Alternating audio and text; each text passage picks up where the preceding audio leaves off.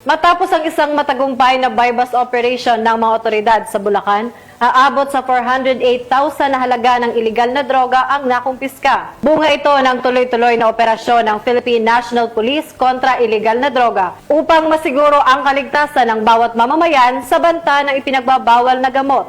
Narito ang detalye ng report mula kay Patrolwoman Pearl Cristalin Javier. Napasakamay ng San Jose del Monte City Police Station ang isang high-value individual sa kinasang buy-bust operation sa Barangay Bagong Buhay 3, lungsod ng San Jose del Monte, Bulacan.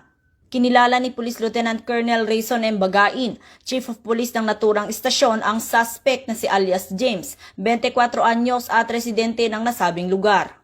Na-recover mula sa suspect ang 12 pieces heat-sealed transparent plastic sachet na hinihinalang shabu na may timbang na 60 grams at tinatayang nagkakahalaga ng 408,000 pesos, isang caliber 45 arms score, isang magazine, 2 live ammunition at 1,000 peso bill bilang buy-bust money.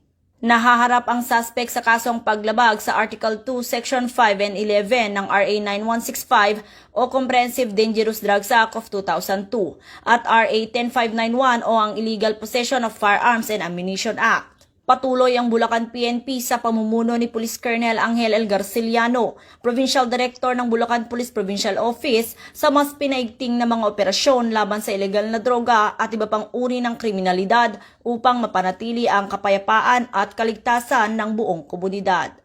Mula dito sa Bulacan Police Provincial Office, ako ang inyong PNN Correspondent, Patrolwoman Pearl Cristalin Javier, alagad ng batas, tagataguyod ng Balitang Pulis.